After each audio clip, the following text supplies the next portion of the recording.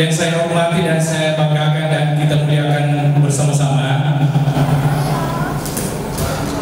Bapak Buya Arsi yang akan membawakan tausiah pada malam hari ini dalam rangkaian acara Maulid Nabi besar Muhammad SAW beserta rombongan yang mendampingi beliau untuk hadir bersama-sama kita pada malam hari ini di Masjid Ibadur Rahman Rincet Putih. Dan saya hormati dan saya banggakan Bapak Kandang Agama Kabupaten Wajo, dan saya hormati bapak-bapak dan ibu-ibu serta undangan hadirin jamaah Maulid Nabi besar Muhammad SAW serta ibu-ibu yang sempat hadir di masjid ini yang saya muliakan. Alhamdulillah wa syukurillah wa salatu wa salamu ala asrafil anbiya'i wa mursalin Sayyidina Muhammadin wa ala alihi wa sahbihi ajma'in, amma ba'd. Bapak-bapak dan ibu-ibu yang saya hormati, pada kesempatan ini izinkan saya atas nama panitia pelaksana acara Maulid Nabi besar Muhammad SAW menyampaikan selamat datang terkhusus kepada Buya beserta rombongan untuk hadir bersama-sama di tempat ini. Kami beserta seluruh masyarakat, khususnya masyarakat Rincet Putih atau jamaah Masjid Ibadur Rahman pada umumnya masyarakat Kabupaten Wajo, sangat bersyukur dan berterima kasih atas kesediaan dan kehadiran Buya beserta rombongan untuk hadir bersama-sama di tempat ini untuk melaksanakan Maulid. Itu merupakan suatu berkah rahmat bagi kita semua, karena kita tahu beliau mempunyai waktu dan kesibukan begitu padat, tetapi meluangkan waktu untuk datang di masjid yang kita cintai bersama ini. Dan ucapan terima kasih juga saya sampaikan kepada seluruh para undangan yang hadir dengan kesabaran semua, sehingga kita hadir di tempat ini menunggu dan melaksanakan dan menyimak secara seksama apa yang nanti disampaikan oleh Buya untuk bekal kita nanti di akhirat Allah, insyaallah. Amin amin ya rabbal alamin. Terakhir saya ucapkan permohonan maaf yang setinggi-tingginya atas nama panitia menyampaikan kepada kita semua apabila situasi dan kondisi tidak memungkinkan, karena ada hal-hal yang mungkin tidak sesuai dengan apa yang kita harapkan, tetapi kami dari panitia pelaksana begitu sudah mempersiapkan dengan sebaik-baiknya, tetapi kita mengetahui secara bersama bahwa manusia adalah mempunyai tempat kesalahan, hanya Allah Subhanahu wa Ta'ala tempat kesempurnaan. Baik, terakhir mari kita bersama-sama menyaksikan dan menyimak apa yang akan diuraikan oleh Buya untuk kita semua. Mudah-mudahan menjadi bekal dan kita pada akhirnya menjadi suatu harapan terakhir bahwa kita akan mendapat syafaat dari Nabiullah Muhammad sallallahu alaihi wasallam. Demikian, wabillahi taufiq wal hidayah. Wassalamualaikum warahmatullahi wabarakatuh.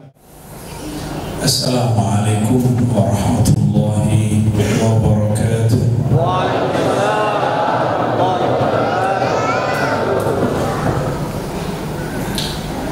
Alhamdulillahilladzi azhara lana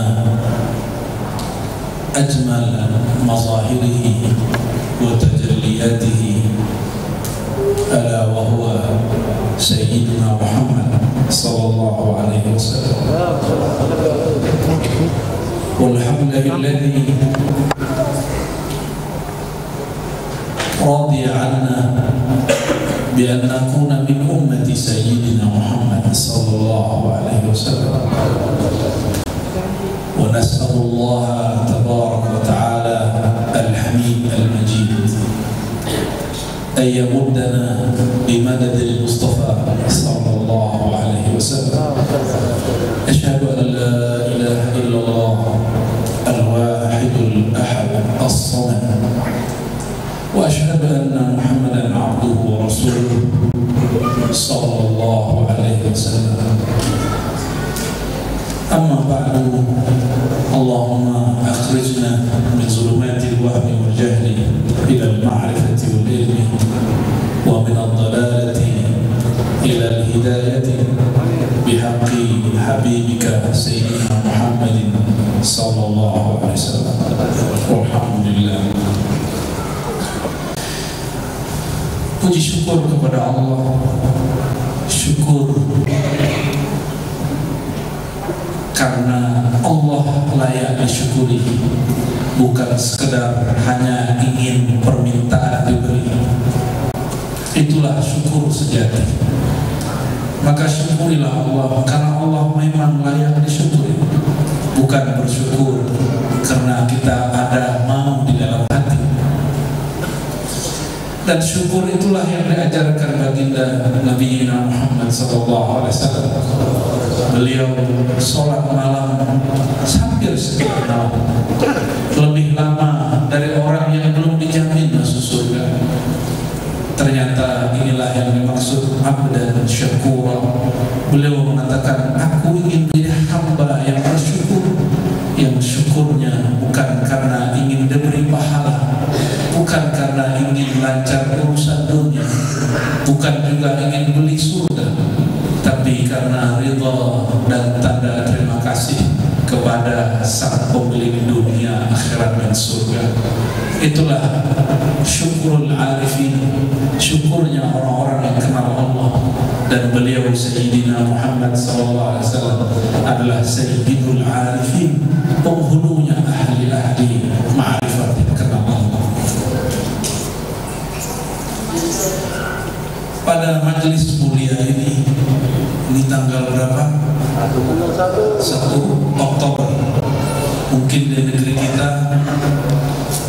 kalau aparatur negara sedang merayakan hari kesaktian Pancasila.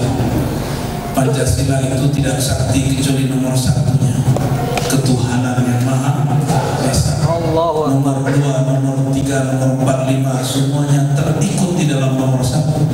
Maka kita bersyukur negeri ini dibangun atas tauhid ketuhanan yang Maha Esa. Ini syukur nikmat luar biasa. Semoga Allah kekalkan sampai Imam akhir zaman. Amin ya rabbal alamin.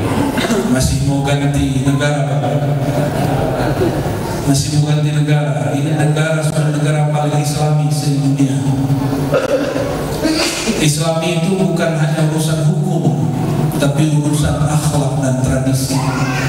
Bukan urusan jinayat sekedar orang maling potong tangan, bukan hanya itu.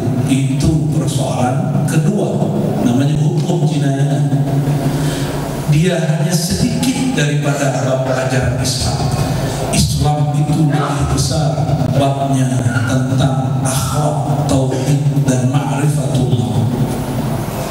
Negara ini secara falsafah, secara dasar ideologi sudah dibangun dengan asas tauhid, qul huwallahu ahad. Masih mau ganti ini? Jangan-jangan ada kekufuran di hatimu, atau ada kejahilan dalam pikiranmu. Mungkin yang kedua, ada kejahilan sehingga orang masih mau mengganti dasar negeri. Bersyukur tidak? Bersyukur tidak? Mesti bersyukur. Saya dulu anti Pancasila sampai 2010. Dari tahun 2000, waktu saya masih sanawiyah, saya sudah membaca buku anti Pancasila. 2010 saya masih benci dengan Soekarno dan Hatta. Saya masih benci dengan orang-orang yang bangun negeri ini. Ternyata Allah alhamdulillah bimbing hamba Yahina ini membaca buku karya anak dari seorang pejuang, dan dia ulama. Ulama itu namanya Saifuddin Zuhri. Ini karya anaknya, ditulis judulnya Piagam Jakarta. Semoga buku ini dicetak kembali dan dibagikan sebanyak-banyaknya untuk anak negeri. Ya. Saya nggak ada urusan untuk mempopulerkan buku itu. Saya nggak tahu juga siapa pengarangnya. Yang saya tahu ayah dia pelaku sejarah, ulama santri berjuang kemerdekaan. Saifuddin, anak dia lah yang bercerita dan membuat disertasi doktoral. Seingat saya itu disertasi ilmiah, bukan halu, bahwa Pancasila itulah hadiah orang Islam untuk negeri ini, bukan menjual Islam kepada non-muslim, bukan. Inilah hadiah orang Islam untuk semua yang ada di negeri ini. Maka negeri ini sudah dibangun dengan dasar rahmatan lil alamin. Kita bersyukur. Ini tidak ada pesanan dari Pak Polisi, Pak Tentara, Pak, ya? Nggak ada. Justru kalau saya ngajar mereka. Saya ngajar ke sana dan saya ngajar siapa aja, saya ajar yang mau ngajar. Saya nggak ada urusan, ya. Saya nggak ada pro sama siapa-siapa, cuma pro ketuhanan yang maha esa. Ada yang tidak pro? Ada yang tidak pro dengan ketuhanan yang maha esa? Jangan-jangan imannya sudah tercabut atau kejahilan sudah merenggut kepala. Ini sekedar syukur atas negeri ini, karena jika kita bersyukur Allah pertahankan kedamaian di negeri ini. Dan siapa yang masih salah paham, ayo baca baik-baik, baca buku tadi yang saya ceritakan, lalu perhatikan sejarah negeri ini, perhatikan sejarah negeri-negeri muslim yang lain. Negeri muslim yang lain mungkin hukum Islam jinayatnya dikerjakan, tapi hukum akhlaknya tidak jalan. Saya tidak usah sebut negerinya. Hukum cintanya tidak jalan. Negeri yang paling bebas buat maulid cuma Indonesia. Alhamdulillah. Dan maulid simbol cinta Sayyidina Muhammad SAW. Kita berdoa siapapun pemimpinnya nanti, siapa tahu tahun depan atau tahun ini sudah lewat maulidnya, kita berdoa semoga pemimpinnya merayakan maulid seperti merayakan kemerdekaan. Amin. Setuju nggak? Kalau ada calon presiden begitu, saya pilih. Ternyata tiga-tiganya datang. Saya bilang, aku coblos kamu semua. Hangus. Semoga siapapun yang memimpin negeri ini nanti dia cinta kepada Rasulullah SAW. Amin. Mau kisah atau ngaji berat? Waduh, wajahnya sudah lelah. Betul? Tidak. Oke, sebelum ngaji berat saya kasih kisah dulu lah, supaya pikirannya langsung tersambung kepada Rasulullah SAW. Dalam riwayat Imam Darimi dengan kualitas yang hasan, Sayyidina Abdullah bin Umar, Sayyidina Abdullah bin Umar, untuk beliau dan untuk Imam Darimi, wabil khusus untuk zat yang kita ceritakan ini, Sayyidina Muhammad SAW, kita bacakan surah Al-Fatihah.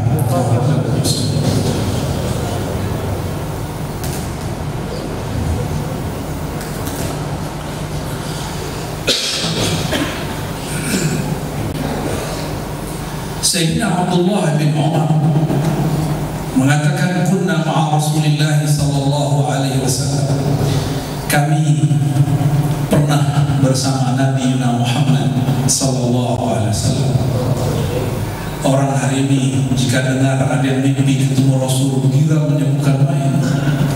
Jika punya guru mimpi ketemu Nabi, muridnya merasa bangga, bukan main. Bayangkan ini bukan mimpi, ini mengisahkan kunna ma'a Rasulillah, kami bersama Rasulullah sallallahu alaihi wasallam. Inilah cara para sahabat bermaulid. Mereka menceritakan Nabi setiap kali ada murid yang datang. Maka maulid mesti ada kisahnya, walaupun kita sanggup berpikir yang berat-berat. Fi safarin fa'aqbala a'rabi, kami bersama Rasulullah SAW dalam suatu safar perjalanan. Lalu datanglah seorang Arab Badui. Arab Badui berarti Arab kampung, Arab yang mereka sangat tidak punya tata krama seperti orang kota. Tapi Nabi Muhammad SAW tidak menghukumi mereka dan menilai mereka seperti orang kota. Nabi pun terima gaya-gaya orang kampung. Falamma dana qala lahu Rasulullah SAW. Ketika orang Arab Badui itu mendekat, justru Rasulullah SAW lah yang bertanya. Perhatikan, Rasulullah itu makhluk paling mulia. Arab Badui datang, beliau yang dulu menyapa, tidak menunggu disapa duluan. Kita ini belum jadi siapa-siapa, ingin disapa duluan. Kita ini belum siapa-siapa, tidak senyum kecuali menunggu senyum dari seberang. Tidak mau mengulurkan tangan kecuali yang di sana mengulurkan tangan. Maka beliau bertanya, aina turid, wahai Arab Badui, hendak kemana engkau? Qala ila ahli, aku sedang hendak mau ke keluargaku, wahai baginda.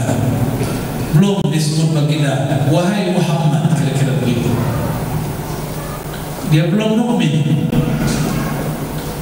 Qala hal laka fi khair, bertanyalah baginda Nabi Muhammad SAW, apakah engkau memiliki satu kebaikan?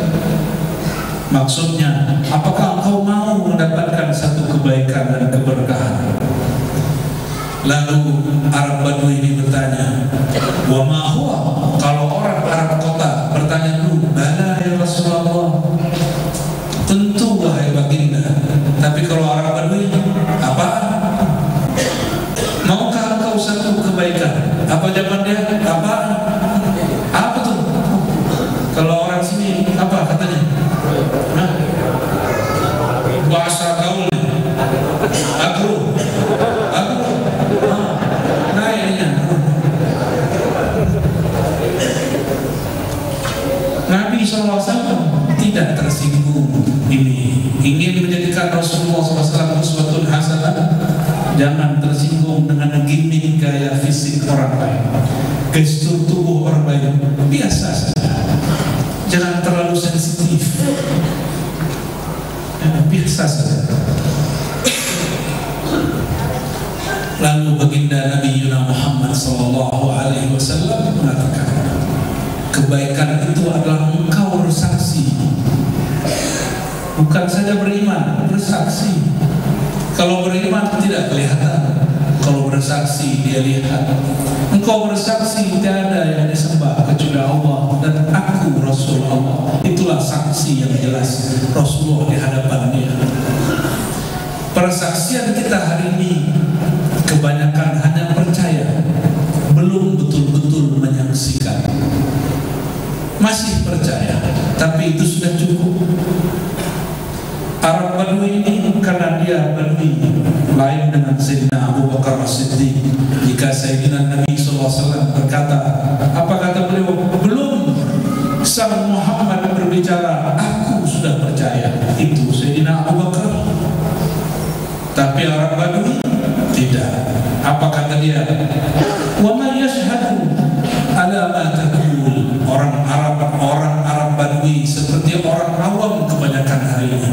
Mohon maaf, hari ini banyak orang sekolah, tapi kualitasnya kualitas awam karena hobi dengan gaya Arab Badui.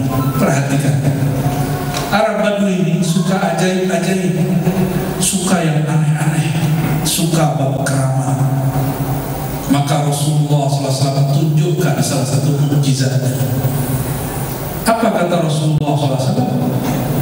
Ini pohon, ada satu pohon dulu namanya, sampai sekarang masih ada di Arab, namanya Salamah. Tapi namanya mungkin telah berganti. Apa nama pohonnya? Salamah. Namun min syajaril badiyah, begitu dalam syarah, salah satu jenis pohon di kampung-kampung Badui. Ini yang dilakukan Kiai Amrullah Amri datang ke daerah-daerah kampung-kampung. Cuma beliau tidak berani buat begini, karena ini hanya hak Rasul Rasulullah SAW dan wali-walinya yang besar. Ya, kita ini tidak sanggup ikut Nabi, ikut orang ikut Nabi, yaitu para wali-wali yang besar. Apa kata beliau? Hadhihi salamah, ini pohon saksinya. Arab baru bingung, matanya melotot. Hah? Pohon? Disitulah Nabi mulai menunjukkan mukjizatnya. Berkalamlah beliau. Fada'a Rasulullah sallallahu alaihi wasallam. Nabi sedang di sini. Beliau memanggil, ada pohon di tengah lembah. Apa kata beliau? Wahai Salamah, wahai pohon, kemarilah. Coba, ada kiai di sini sanggup berani panggil pohon? Nanti ada masanya itu terjadi lagi. Sekarang belum dibuka. Maka datanglah itu pohon, takhuddul arda. Itu pohon berjalan seperti orang, mirip-mirip seperti film-film. Apakah ini dongeng? Terserah Anda menyebutnya dongeng. Apakah Rasulullah tokoh fiktif? Tidak, Rasulullah fakta, real adanya. Berjalanlah itu pohon ke hadapan Nabi SAW. Arab Badui melongo, matanya bertambah keluar. Fastashhad, itu pohon bersaksi kepada Rasulullah SAW 3 kali. Ternyata yang bersaksi kepada baginda tidak hanya manusia, tidak hanya jin dan malaikat, tidak hanya hewan tadi, ada domba dan onta, tapi juga pohon. Istashhada, Nabi minta kamu bersaksi wahai Salamah. Maka pohon Salamah bersaksi bahwa tiada yang disembah kecuali Allah, dan yang di depan dia adalah Rasulullah sallallahu alaihi wasallam. Setelah selesai, Nabi suruh dia baliklah dia. Wahai Salamah, pulang. Ketika dia pulang, Arab Saudi, Arab Badui masih belum. Ada apa itu? Waraja al-Arabi ila qaumih. Tapi orang Badui belum bicara. Apa kata dia? Tunggu. Kira-kira begitu kalau diterjemahkan. Tapi di sini tidak ditulis. Dia langsung pulang ke kampungnya, ke keluarganya, ke kawan-kawannya. Dia panggil orang sekampung. Apa kata dia? Ittabi'uni ataituka bihim wa illa raja'tu fakultu ma. Ya, ketika belum pergi, beliau mengatakan, ya, ittabi'uni ataituka bihim, ikutilah aku akan datang bersama engkau kepada mereka. Dengan kejadian Arab Badui ini, maka Arab Badui sekampung pun masuk Islam. Tapi itu Arab Badui, Arab yang tidak sekolah. Maka dia ketika iman minta persaksian dari luar. Kalau hamba Allah bernama insan, harusnya kalau minta saksi dia minta dari dalam dirinya. Makanya banyaklah orang yang bersyahadat. Jika benar cara syahadatnya, bergetar isi kolbunya, itulah saksi dari kolbu dia. Idza dzukirallah wajilat qulubuhum, disebut Allah la ilaha illallah pasti bergetar kolbunya. Dan saya beberapa kali mengislamkan orang yang tulus. Setiap kita sebut la ilaha illallah, ada yang bergetar, ada yang lemas, langsung menangis. Melihat dia menangis, saya pun ikut menangis. Semua yang hadir pun ikut menangis. Bergetar sampai ke dalam diri, ke dalam jantungnya. Benarlah Allah mengatakan dalam surah Al-Anfal, jika disebut nama dia, bergetarlah kolbu yang percaya kepadanya. Itulah yang disebut syahadat kolbu. Yang baru ada syahadat lisan. ahli kalam, ahli ilmu debat, ilmu tauhid baru syahadat akal. Apa dalil adanya Allah, adanya alam? Perlukah Allah berdalil dengan alam? Selama itukah Allah? Itulah kata ahli ma'rifat. Apakah Allah perlu didalilkan dengan alam? Apakah Allah perlu dibuktikan dengan alam? Begitu komentar ahli hakikat ketika melihat ahli kalam berdebat dengan filsafat. Apa kata mereka? Bukti alam Allah itu ada, alam ini ada.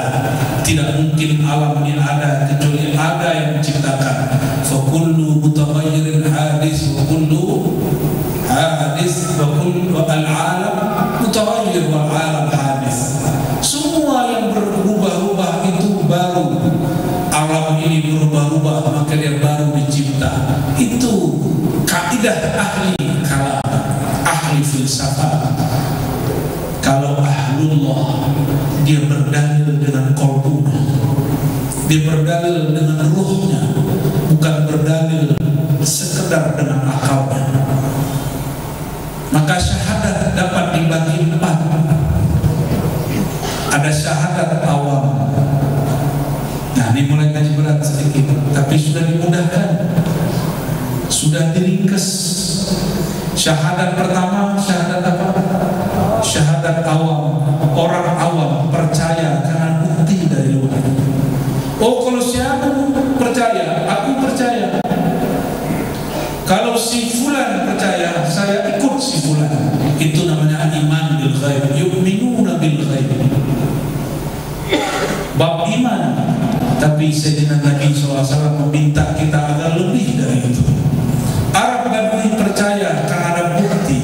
Buktinya pohon. Ternyata Arab Badui dan pohon ada hubungan. Si Arab Badui percaya kepada Nabi karena dia saksikan si pohon percaya kepada Nabi Sallallahu Alaihi Wasallam. Wahai kawan, siapakah yang lebih berakal, pohonkah atau Arab Badui? Bukankah Arab Badui?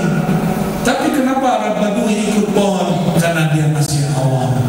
Lama-lama dididik baginda, dia naik menjadi syahadatul aqil. Syahadat yang kedua, syahadat ahli akal. Ini syahadat orang-orang kampus, profesor-profesor, doktor, LCMA, SAG, sarjana agama atau sarjana alam gaib. Kalau LC katanya lulusan Ciputat, tapi ada LC yang asli dari sana ya. Maka berdalil pakai nomor ayat dan surat. Kalau ahli dalil teks, ada ahli dalil akal, ada ahli dalil nakal. Maka orang banyak bertanya hari ini, bahkan anak muda berhijrah, mana dalilnya? Itu namanya syahadat apa? Teks. Syahadat akal berdasarkan teks. Ada syahadat akal berdasarkan tafakkur. Itulah dia pandang alam, dia berpikir alam ada, pasti ada yang menciptakan, dan pasti itu Tuhan. Tuhan dalam bahasa Arab disebut Allah. Begitulah ahli akal memikirkannya. Lain dengan ahli teks. Mana dalilnya Allah itu ahad? Qul huwallahu ahad. Mana dalilnya Allah tidak dapat digambarkan? Surat Syura 11, laisa kamitslihi syai'. Mana dalilnya Allah ciptakan langit dan bumi? Sebutkanlah lebih dari 10 ayat. Baru dia percaya. Mana dalilnya boleh melakukan zikir ini, zikir itu? Hadis sahih riwayat fulan. Itu dalilnya, dalil teks. Ada orang berdalil dengan orang yang mengerti teks. Itu orang awam tadi. Oh, kalau ulama fulan yang mengatakan, saya percaya. Ada yang sanggup di sini ngaji hadis sehari-hari lalu tinggalkan kerjaan. No. Kalau semua orang ngaji hadis, siapa yang bangun sekolah, bangun masjid, bangun jalan? Siapa yang mengobati orang yang sakit? Maka mana dalilnya sebenarnya milik para ulama dan santri? Tapi Tapi sekarang orang-orang yang ingin beragama baru hijrah sepertinya ingin seperti santri. Gak apa-apa juga. Maka para kiai siapkan saja dalilnya. Siapa tahu nanti ada yang baru hijrah 3 bulan nantang, mana dalilnya kiai? Mesti kiai jawab. Masa lebih tahu orang yang baru hijrah daripada kiai? Ya, siapkan dalilnya seperlunya, tidak usah banyak-banyak. Karena dalil mereka juga tidak banyak, cuma kullu bid'atin dhalalah. Tidak apa-apa. Saya senang ada orang berdalil dengan kullu bid'atin dhalalah. Berarti dia ada niat belajar hadis Nabi SAW. Tidak apa-apa. Cuma mungkin dia memahaminya baru secara bahasa yang standar, bukan secara bahasa yang tinggi. Imam yang pakar bahasa, Imam Nawawi, menerjemahkan bid'ah, kullu bid'ah ada amun maksus. Ini am, kullu itu semua, tapi maknanya sebagian. Jangan tantang Imam Nawawi, apakah Nawawi lebih tahu daripada Nabi? Itu pertanyaan yang konyol. Apakah kamu para ulama lebih tahu dari Nabi? Bukan begitu. Kita katakan, apakah Imam Nawawi lebih alim dari kamu atau kamu lebih alim dari Imam Nawawi? Jangan adu-adu dengan Nabi SAW. Ya. Tapi saya sudah tinggalkan debat-debat begitu. Karena debat begitu walaupun kita benar, di sisi Allah belum tentu benar. Kenapa? Allah tidak suka orang yang sombong dengan kebenaran-kebenaran yang dia peroleh.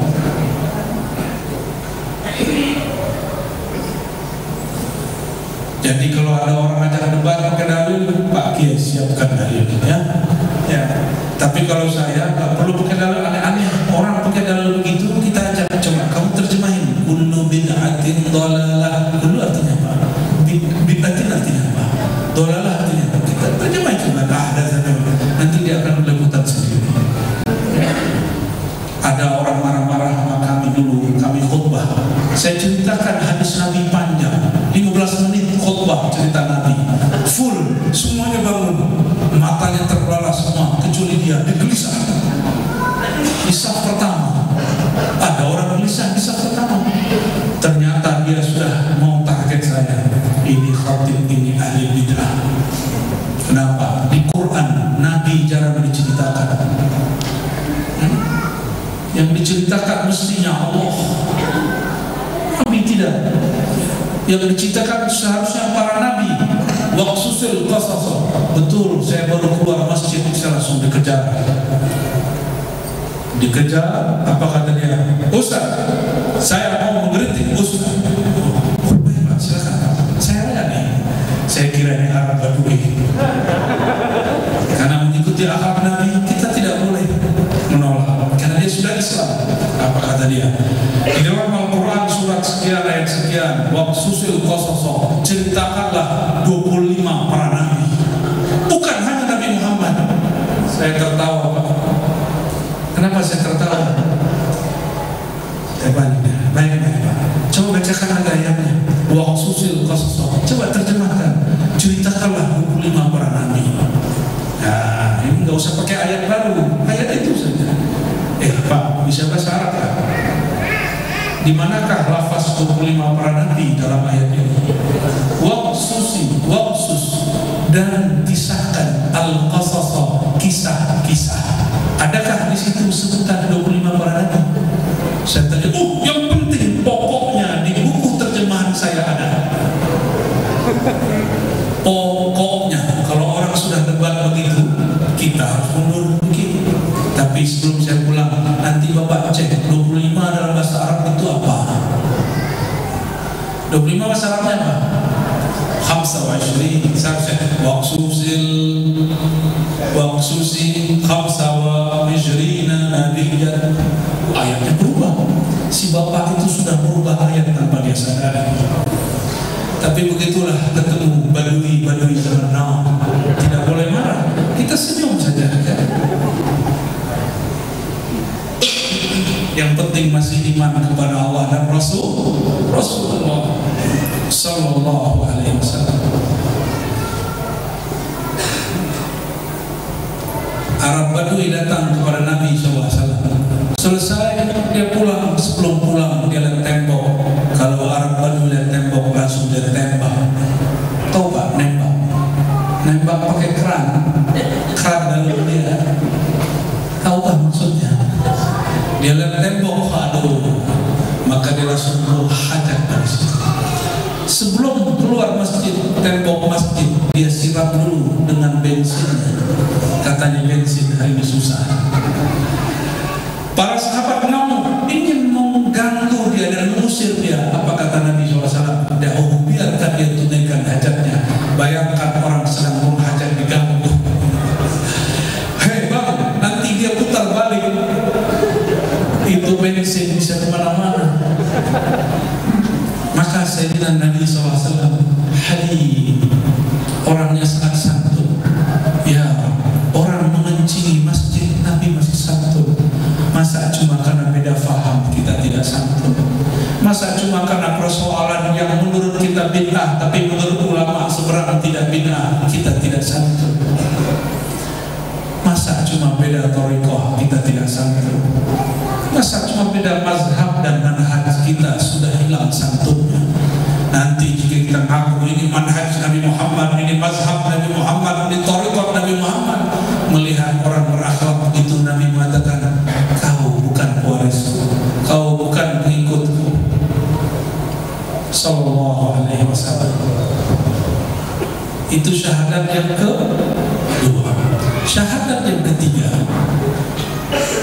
ini rangkuman beberapa hadis. Nabi tidak pernah ngomong asyhadatul arba gitu kan. Itu ulama yang buat. Syahadat yang ketiga, syahadatus salikin. Syahadatnya para penempuh jalan menuju Allah. Para salik yang dia cari cuma satu, ketenangan jiwa. Di mana jiwanya tenang, maka dia percaya. Bagi dia itulah syahadat qalbu. Kebanyakan orang seperti itu. Oleh karenanya para salik kadang-kadang dia gagal di tengah jalan. Dia meninggalkan wali Allah, gurunya mulia, hanya karena dia dipuji di depan matanya gurunya melakukan yang di luar yang dia sangka.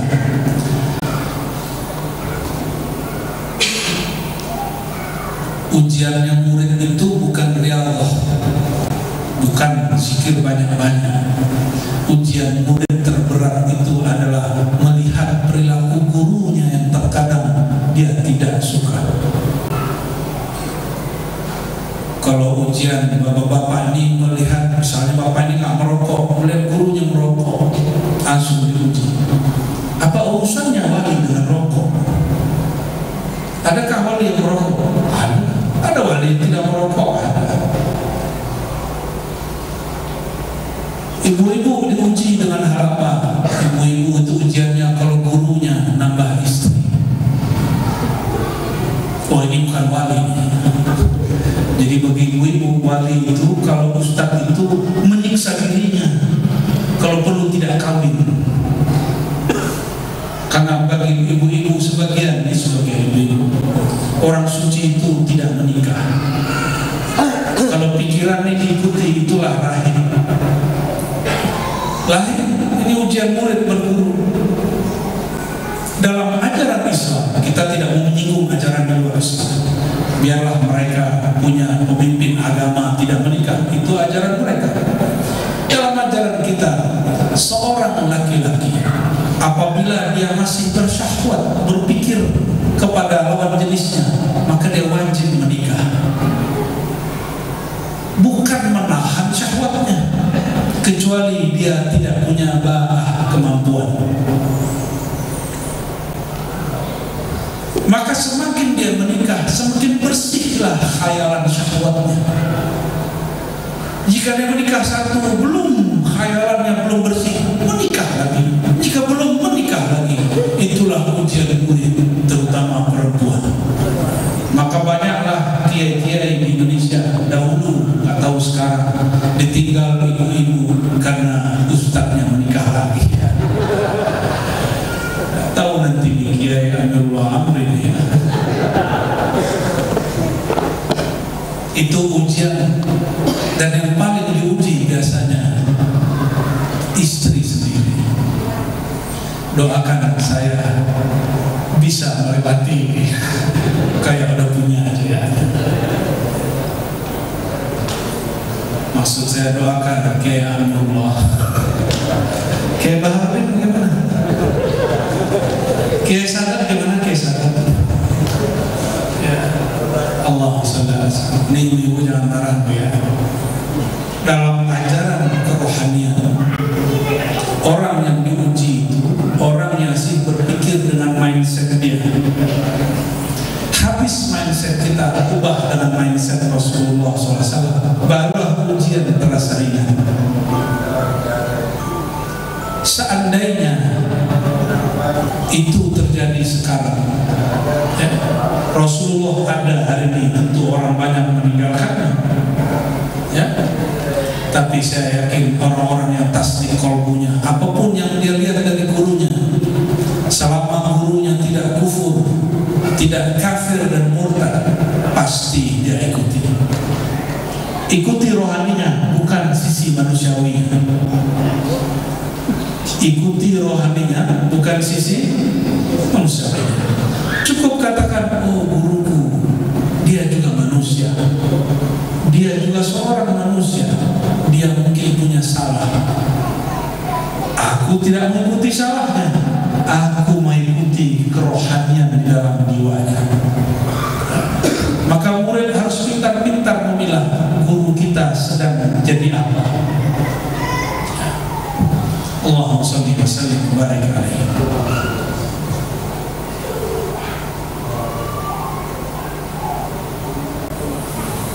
Syahadat yang puncak, syahadat yang puncak itulah syahadatul anbiya wal awliya, disebut syahadatul arifin, syahadat ahli ma'rifat. Itulah syahadat para nabi dan para wali. Mereka bersaksi lebih daripada kolbu, tapi bersaksi dengan ruhnya. Saya bertanya kepada yang di depan saya, apakah ada yang sudah melihat ruhnya? Jika ada orang berzikir melihat dirinya, itu bukan ruhnya, itu hanya nafsnya, jiwa dia yang berwujud. Itu bukan ruhnya. Ruh kita di mana? Di kepala, di dada, di jantung, di paru-paru, di otak, di kaki. Di mana? Di mana ruh bertempat? Kolbu itu di mana? Ar-ruh la yattakhidh makanan, la yahullu jisman.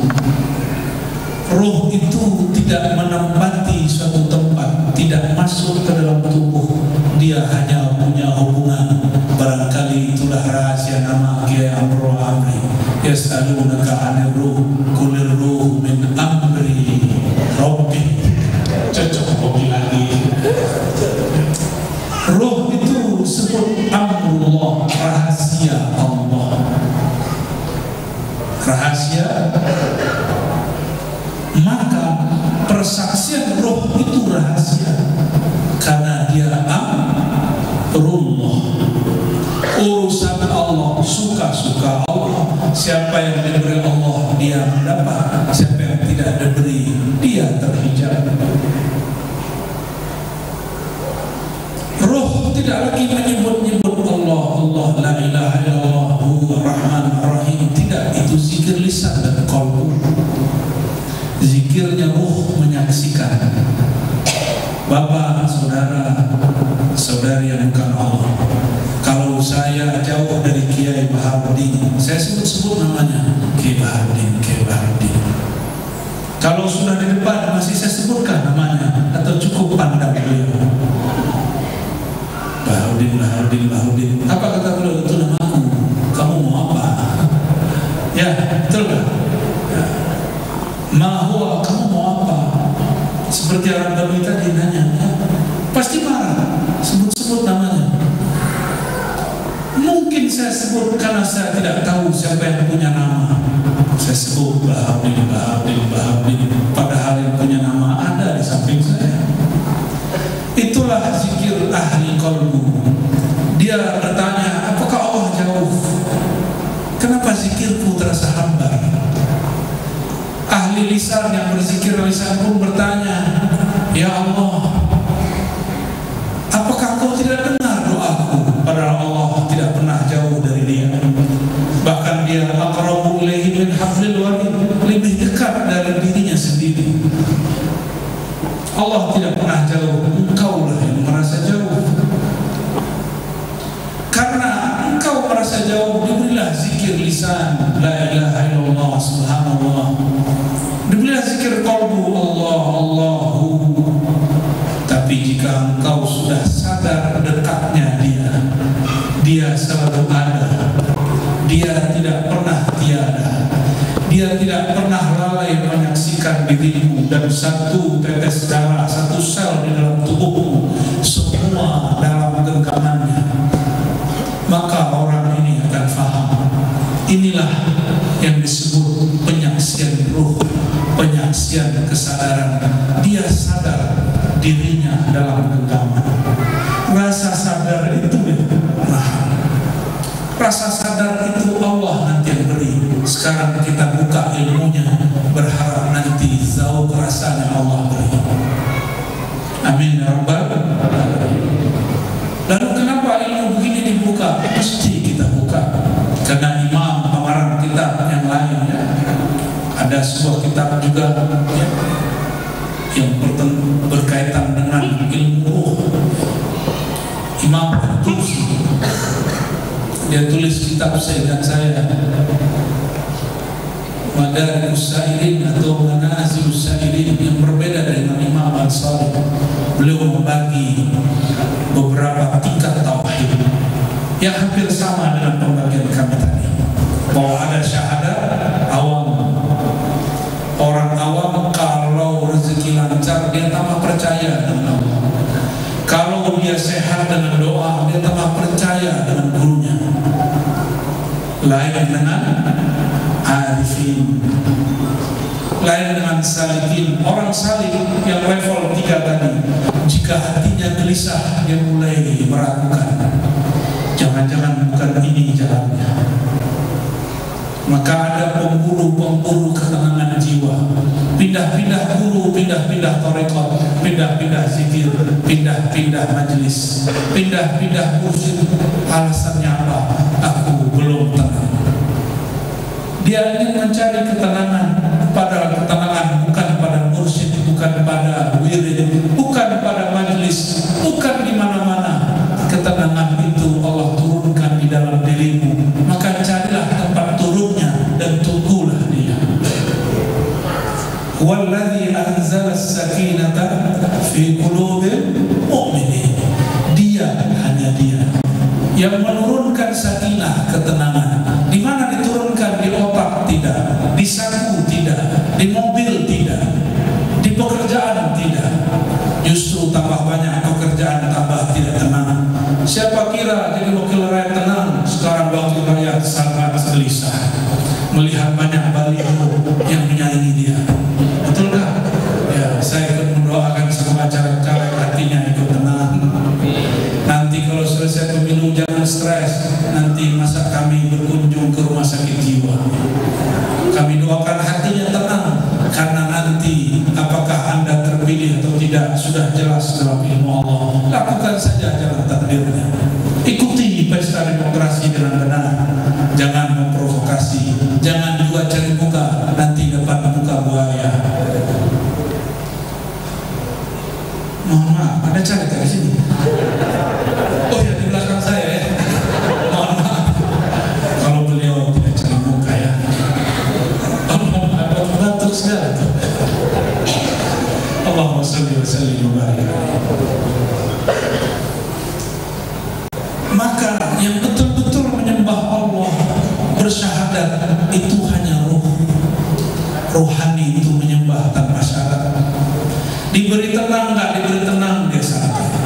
Tapi ahli salikin, ahli mukminin, dia masih cari-cari. Dan miftahus sakinah, al-iman. Maka lihat, coba lihat, Allah lah yang menurunkan ketenangan di dalam kolbu. Di mana tempat turun ketenangan? Kolbu, bukan kepala, bukan viral, bukan masyhur, bukan juga sutur khumul, bukan juga orang yang tidak terkenal tenang. Belum tentu sama. Banyak orang yang viral ingin biasa, banyak yang biasa ingin viral. Bukan itu ketenangan. Ketenangan ada di kolbu. Kata orang tenang kalau dia punya rumah, punya kendaraan, belum tentu, justru tambah ramai. Maka disebut tempat turunnya kolbu. Maka boleh disebut al-qalbu manzilus sakinah. Kolbu itulah tempat turunnya ketenangan. Siapa yang menurunkan? Huwa. Makanya guru-guru kami kalau ada kawan yang bergelisah, maka zikirlah qul huwa Allah, hu Allah, hu. Berzikir hu, karena huwa dialah yang menurunkan ketenangan. Jadi zikir hu itu sunnah, bukanlah bid'ah. Tapi ada kunci. Kolbu yang manakah? Manzilus sakinah qalbul mu'min. Tempat turunnya sakinah, kolbunya orang yang percaya. Itu sakinah. Di atas sakinah namanya istiqamah. Wal istiqamah khairun min alfi karamah. Istiqamah lebih tinggi dari sakinah, lebih tinggi daripada bisa berbicara dengan hewan dan tumbuhan. Itulah pribadi Sayyidina Muhammad SAW. Itulah makna dalam doa yang kita baca dalam salat. Ihdinas siratal mustaqim. Tunjukkan kami jalan istiqamah. Maka Imam Qadriyah mengatakan siratal mustaqim huwa Sayyidina Muhammad SAW. Jalan istiqamah itulah jalannya Rasulullah SAW. Wa an ya'buduni hadza siratul mustaqim. Itulah jalan penyembahan, penghambaan kepada Allah, jalan yang benar.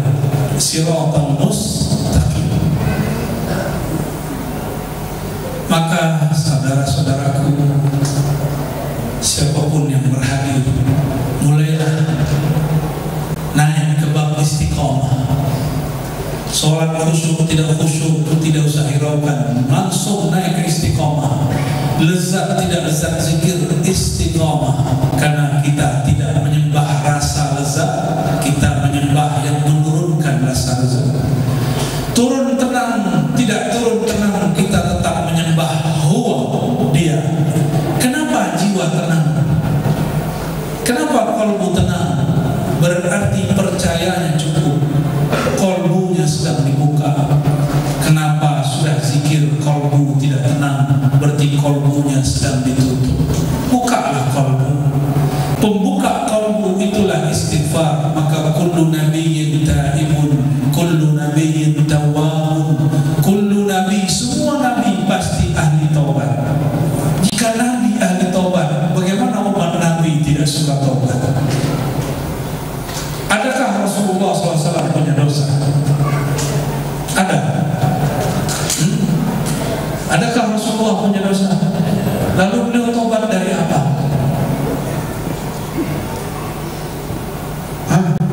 Taubat dari apa? Nabi tidak akan jelalatan matanya melihat perempuan-perempuan lain, istrinya sudah banyak. Tidak mungkin. Nabi tidak mungkin korupsi. Nabi sudah berkecukupan, dijamin Baitul Mal. Nabi sudah cukup. Nabi tidak mungkin dosa fisik. Ini mohon maaf ustaz-ustaz, kami para pengajar ini, walaupun terlihat suci, mata kami belum suci. Melihat yang cantik, matanya masih tertarik. Melihat duit yang banyak, hatinya masih tertarik. Masih. Tanya semuanya, jujur saja. Kita masih suka, apalagi yang di depan sana. Suka dikasih duit kan? Suka kan? Ya, malu ya. Ya, malu-malu, hatinya mau. Kita semua ini penuh dosa. Wajar kalau istighfar 100, tobat 100 hari. Nabi mungkinkah cinta dunia? Nabi telah talak dunia. Tapi kendaraan Nabi bagus-bagus. Semua istrinya punya kendaraan, punya rumah. Modal. Berarti orang kaya atau orang miskin?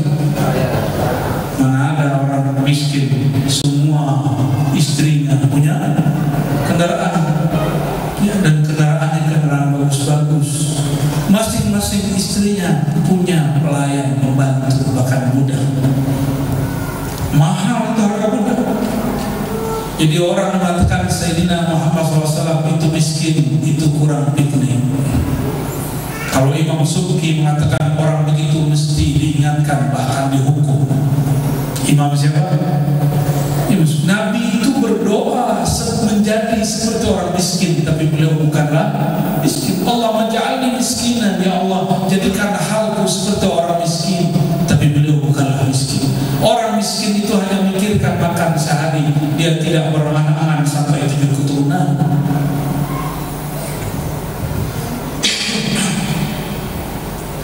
Di Nabi, apa yang Nabi istighfarkan? Nabi bertobat dari apa? Nabi tidak punya maksiat. Liyutahhirakum tathira. Allah mengatakan Allah selalu mensucikan kau dan ahli baitmu. Nabi suci. Inilah yang disebut taubatul arifin, taubatnya ahli ma'rifat. Apa kata beliau? Wa inni la astaghfirullah wa atubu ilaihi 100 marrah fi kulli yawm. Ya, kenapa Nabi selalu istighfar? Aku istighfar tobat setiap hari 100. Kenapa? Di ujung, di awal hadis beliau berkalam, innahu la yughanu ala qalbi. Sungguh qalbuku ada ghain. Yughanu ghainan. Apa arti ghain? Maka Sidi Ahmad bin Idris al-Idrisi mengatakan al-ghair jadi nurun. Nurun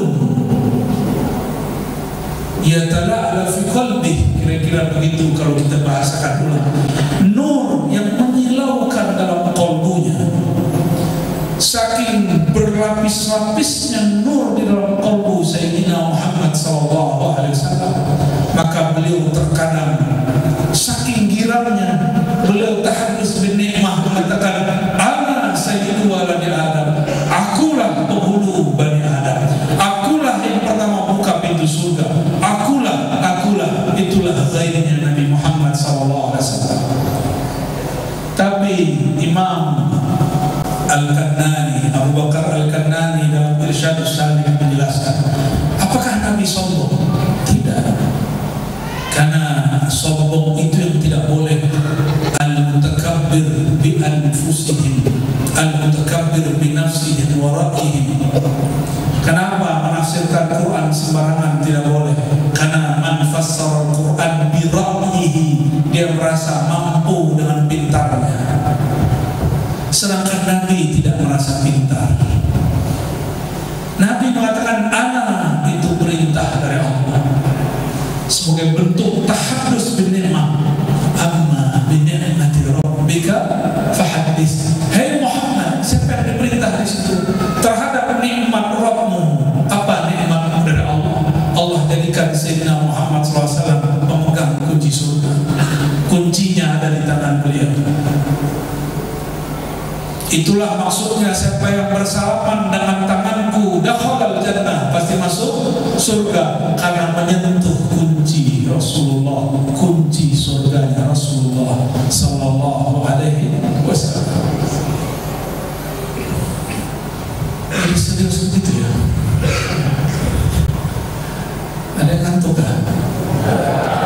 Allahumma sholli ala sayyidina, Allahumma sholli ala man biyadihi mafatihul jannah. Ya Allah, limpah ruahkan salam salawat tangannya ada kunci-kunci surga. Wa ala alihi wa barik wa sallam. Rasulullah menyebut itu. Itulah disebut nur. Kata Imam Al-Banani, al-mukabarah bil haq, takabur dengan al-haq, dengan Allah boleh, yang tidak boleh merasa besar dengan diri dan pandangan, dengan nikmat sendiri, dengan harta sendiri, dengan ilmu sendiri. Tapi at-takabur billah bil haq, itulah ana sayyidu waladi Adam. Rasulullah itu merasa besar, bukan dirinya besar. Dia merasa besar karena bersama yang besar. Bukan dia merasa hebat karena dirinya. Saya ini sudah 20 tahun ngaji hadis. Bukan, dia nggak ngomong gitu. Saya ini Rasulullah tidak pernah maksiat. Tidak, Rasulullah nggak pernah begitu. Aku ini tidak pernah melakukan larangan Allah. Bukan itu. Aku ini 20 tahun tahajud. Tidak, Rasulullah tidak berkalam seperti itu. Sallallahu alaihi wasallam. Maka sahabat-sahabat, saudara-saudariku yang berhadir, mulailah syahadatnya syahadatul arifin, syahadat ruh tidak bersyarat. Cukuplah Rasulullah SAW sebagai sumber kita. Tubuh ini dari nurnya, ruh ini dari ruhnya. Kita ini yang disebut dapat hadiah Rasulullah SAW. Tadi sore saya sebut sebuah hadis, ana rahmatun innama ana rahmatun muhda. Akulah rahmat yang diberikan sebagai hadiah bagi kalian. Hadiah itulah yang menjadi ruh kita, yang menjadi tubuh kita. Maka asyukuru ilallah, syukur kepada Allah tidak sah kecuali berterima kasih kepada baginda Nabi Muhammad sallallahu alaihi wasallam. Doakan kami, Allah kuatkan mendakwahkan cinta ini, cinta kepada Rasulullah sallallahu alaihi wasallam. Doakan kami supaya tetap istiqamah mendakwahkan ajaran kasih sayang Rasulullah sallallahu alaihi wasallam. Bukan doa poligami Pak, ya, jangan salah paham ya. Sudah jam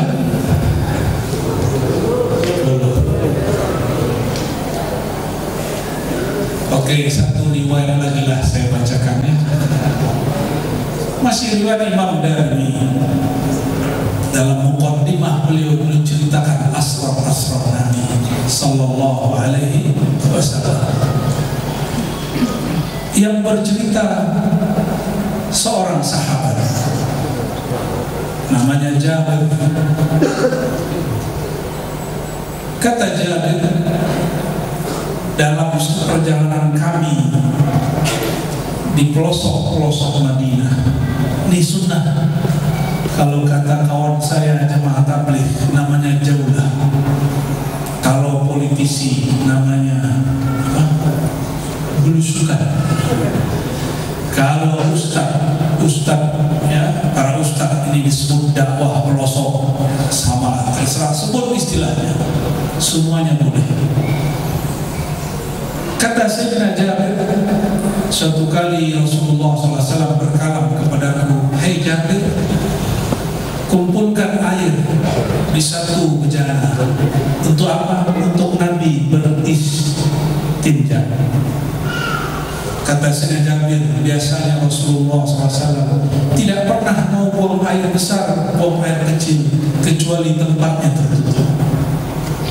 Sampai di satu pelosok Madinah, itu hamparan lembah, tidak ada pohon, yang ada cuma rumput-rumput. Baginda Rasulullah SAW mengatakan kepada Jabir, Jabir, Kun, katakan kepada tilkan nakhlah, ke pohon-pohon kurma itu, kamu datanglah kepada baginda Rasulullah SAW, tutupilah beliau sedang ingin buang hajat. Al-hadi bi Rasulillah, Kalau fasnya begitu, alhiqi bi Rasulillah. Ilhaq berarti iringilah Rasulullah, dampingi Rasulullah, tutupin sekitar Rasulullah sallallahu alaihi wasallam. Kira-kira Jabir langsung jalan atau mikir? Kalau bapak-bapak ini, saudara-saudara ini mesti mikir, beneran gak nih? Karena berpikir pertama langsung batalkan. Beda dengan Sayyidina Jabir. Nabi berkalam sallallahu alaihi wasallam, sami'na wa ta'ala, langsung dia jalan. Dia bicara kepada pohon. Ini ijazah dari Rasulullah kepada Jabir, tapi tidak boleh saya ijazahkan karena ilmu ini belum dibuka oleh wali-wali besar. Ya, nanti saya dituduh lagi aneh-aneh. Ya. Maka datanglah Sayyidina Jabir kepada pohon. Apa kata dia? Wahai pohon, kata orang Melayu, wahai pokok. Orang sini nyebut pohon apa? Pohon. Orang Indonesia berarti sini. Waktu orang Melayu tidak hanya Malaysia, Kepri, Kepulauan Riau, Batam, Tanjung Pinang, Karimun, Belakang, Padang, nama-nama pulau, Natuna, mereka berkalam seperti itu, berkalam kepada pokok, sampai di pohon kurma. Berkatalah sahabat ini tanpa pikir panjang, beliau percaya kepada Rasulullah SAW. Hei pohon, aliki Rasulullah, iringi Rasulullah SAW. Datang kepada Rasulullah SAW. Kira-kira pohonnya jalan gak? Kalau saya suruh nih, antum nih pasti mikir, Ar-Razi ini sudah gila, Ar-Razi ini gak waras. Masa kita disuruh memerintahkan pohon? Pohon kan tidak punya telinga. Ya, kritis sekali kau. Seandainya sahabat Jabir kritis, pasti dia pikir, mana telinga pohon kurma ini? Saya bicara ke telinga bagaimana ini? Ternyata beliau tidak begitu. Beliau langsung berkalam, hei pohon, kepada Rasulullah. Segera pohon langsung berdiri, keluar dengan urat-uratnya dari jalan kepada Rasulullah SAW, lalu mengelilingi beliau. Satu rumpun pohon datang. Allahu Rabbana. Terjadi? Terjadi. Apakah ini dongeng? Terserah Anda. Ini hadis. Ini yang meriwayatkan bukan Imam Darimi, imam-imam lain, Abu Nu'aym, Baihaqi, dan lain juga meriwayatkan, Tabarani. Lalu selesai Rasulullah katakan kepada sahabat Jabir, kamu suruh dia pulang, balik lagi itu pohon. Itu pohon kembali ke tempat asalnya. Ternyata sisa Nabi SAW buang air kecil pun tidak ada. Kenapa? Ma'bala Rasulullah SAW ala ardin illa tala'atu. Tidaklah Rasulullah SAW buang air ke bumi kecuali itu tanah bumi berebut menyerap buang air baginda Nabi Muhammad SAW. Itu bumi tahu kalau ini buang air sallallahu alaihi wasallam. Terserah Tuhan mau sebut ini khurafat, ini bukan khurafat, ini hadisnya sahih bighairihi. Apa maksud kami menyampaikan riwayat ini? Maksudnya sederhana.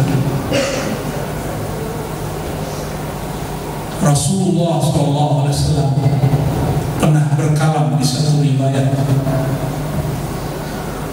tidaklah ada hamba makhluk di langit dan di bumi illa wa huwa ya'lam, kecuali dia tahu anni Rasulullah, aku ini utusan Allah, aku ini kekasih Allah. Illa, kecuali, semoga kita tidak termasuk yang kecuali, illa asil jinni wal ins, kecuali yang durhaka dari kalangan jin dan yang durhaka dari kalangan ins, manusia. Semoga Allah jadikan kita yang berhadir malam ini, yang mendengarkan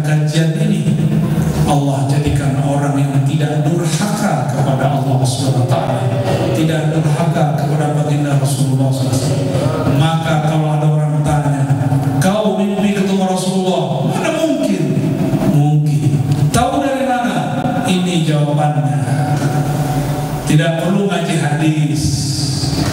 Mohon maaf, saya tidak sepakat dengan orang yang mengatakan mesti kamu belajar hadis dulu baru tahu ciri-ciri Rasulullah.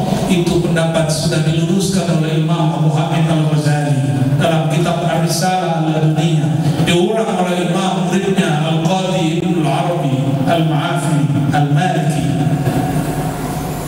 Tidak mesti, tapi hati-hati. Mimpi ketemu Rasulullah SAW tidak hanya untuk orang beriman, kadang juga untuk orang yang tidak beriman. Seperti Abu Lahab, tidak hanya mimpi, dia memandang langsung sosok baginda, tapi setiap kali memandangnya tidak bertambah imannya, hanya bertambah kufurnya. Jadi jangan senang dulu mimpi ketemu Rasulullah SAW. Lalu mimpi itu apa? Ar-ru'ya as-salihah disebut dalam hadis sebagai tanda warisan-warisan kenabian di akhir zaman. Warisan itu lebih dari 40 jenis, dan warisan yang spesial itu disebut ar-ru'ya salihah. Lam tabqa minal mubasyarat, tidak tersisa dari mubasyarat kabar gembira mengenai juzuk-juzuk para nabi, pilar-pilar dari nabi, kecuali ar-ru'ya salihah, mukasyafah, memandang kepada yang baik-baik, bermimpi melihat yang baik, batin menyaksikan yang baik. Apa maksudnya? Maka siapa yang menyaksikan aib orang lain dalam zikir, siapa yang menyaksikan takdir-takdir buruk terjadi ke depan, lalu dia takut-takutkan umat, orang itu bukan sedang mewariskan mubasyaratnya Nabi Muhammad SAW. Paham? Jadi jangan bangga dengan mimpi. Mimpi itu cuma kabar gembira. Kalau berbangga, berbanggalah dengan Allah yang memberikan iman ke dalam qalbu. Bapak saudara, bukan Allah. Oleh karenanya kami bermohon kepada Allah, walaupun mungkin kita masih dianggap awam oleh Allah, oleh para wali-wali Allah, atau siapapun. Semoga rohani kita, qalbu kita meningkat dari awam kepada berakal, dari berakal kepada saling, dari saling kepada arifin. Amin ya rabbal alamin. La hadiniya li kulli intisalih. Al-Fatihah.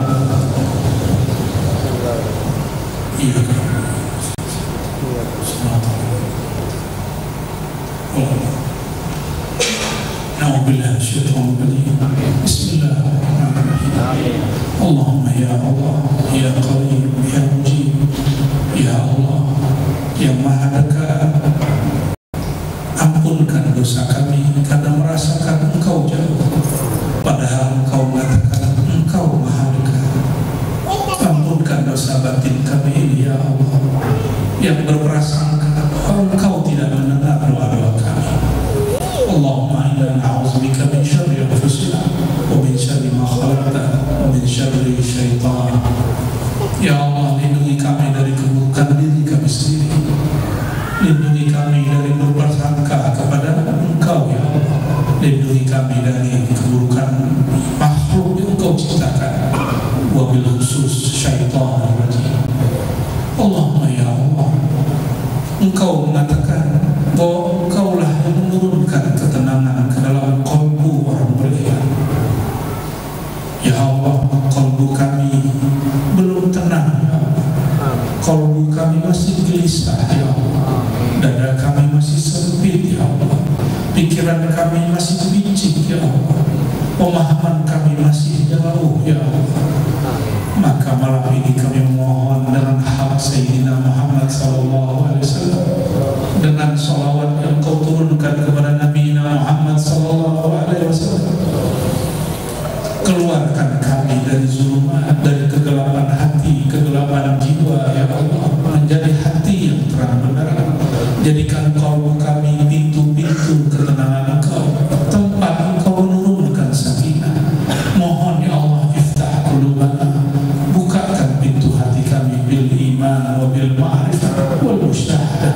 Jadikan qalbu kami pintu menjadi iman, pintu berma'rifat, pintu menyaksikan kebesaran-kebesaran Engkau.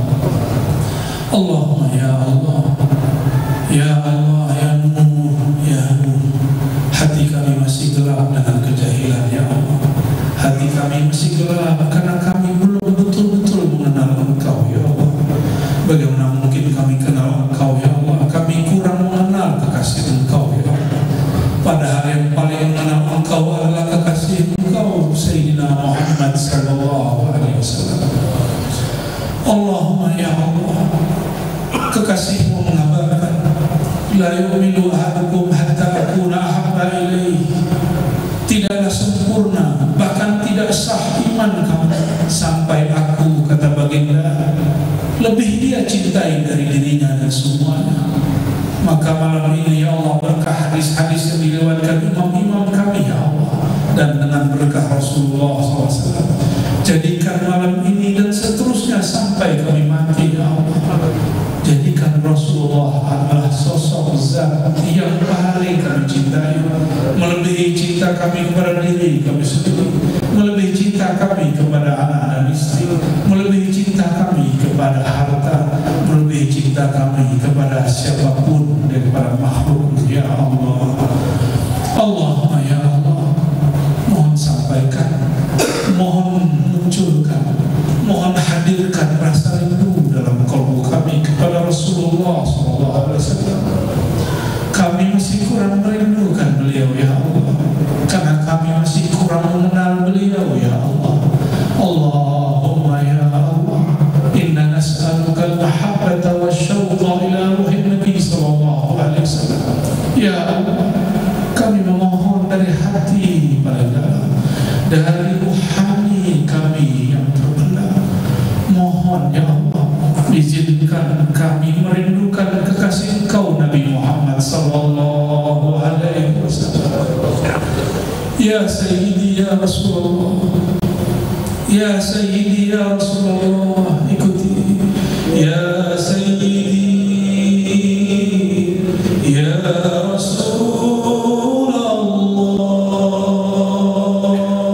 wahai Rasulullah, wahai Rasulullah, wahai kekasih Allah, ya Habibullah, wahai kekasih Allah, wahai yang selalu menyebut kami umati, kami kurang menyebut nama Engkau wahai Rasulullah.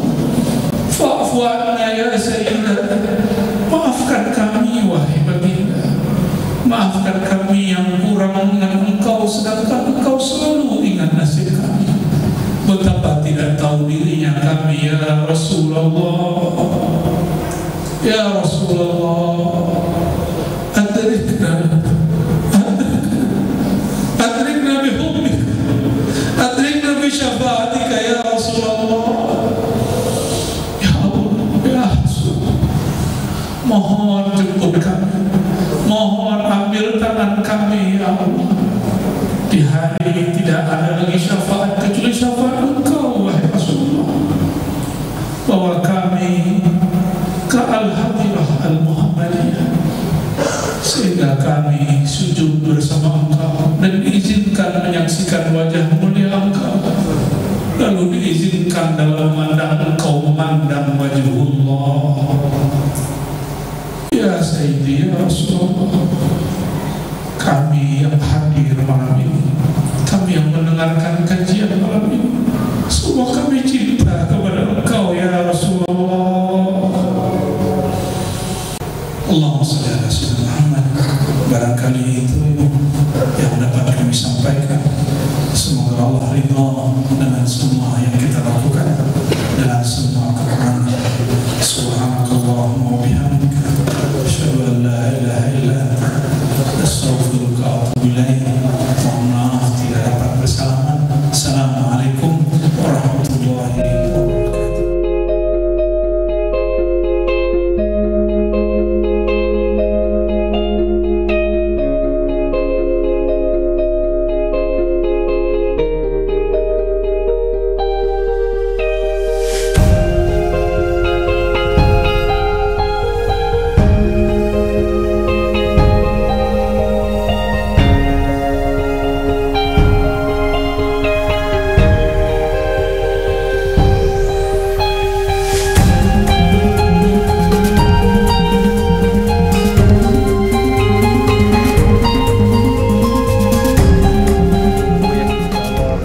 memang kota itu burung walet.